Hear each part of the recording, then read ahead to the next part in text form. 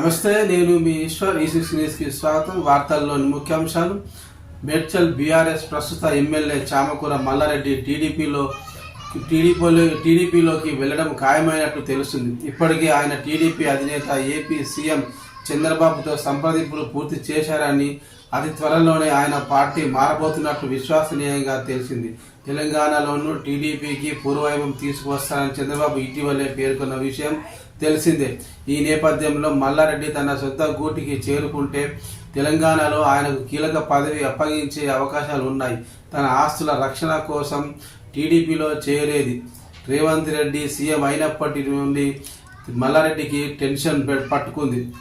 అధికారులు మల్లారెడ్డి కాలేజీల నిర్మాణంపై దాడులు చేస్తే అక్రమ కట్టడాలు చెబుతూ కూల్చివేతలు మొదలుపెట్టారు. సుచిత్ర వివాదంలో చుక్కెదురైంది. టీడీపీలోకి వెళ్తే చంద్రబాబు ప్రస్తుతం మోదీకి అత్యంత సన్నిహితుడిగా ఉన్న నేపథ్యంలో మల్లారెడ్డికి అన్ని కేసుల నుండి విముక్తి లభిస్తుందని ఆయన భావిస్తున్నారు. టీడీపీ అధ్యక్ష పదవి కూడా ఖాళీగా ఉండడంతో మల్లారెడ్డి ఈ పదవిపై దృష్టి పెట్టినట్టు తెలుస్తుంది. చంద్రబాబుతో మంచి పరిచయంతో ఉన్న ఆయన టీడీపీలోకి వెళ్ళనున్నట్టు సోషల్ మీడియాలో జోరుగా ప్రచారం సాగుతుంది.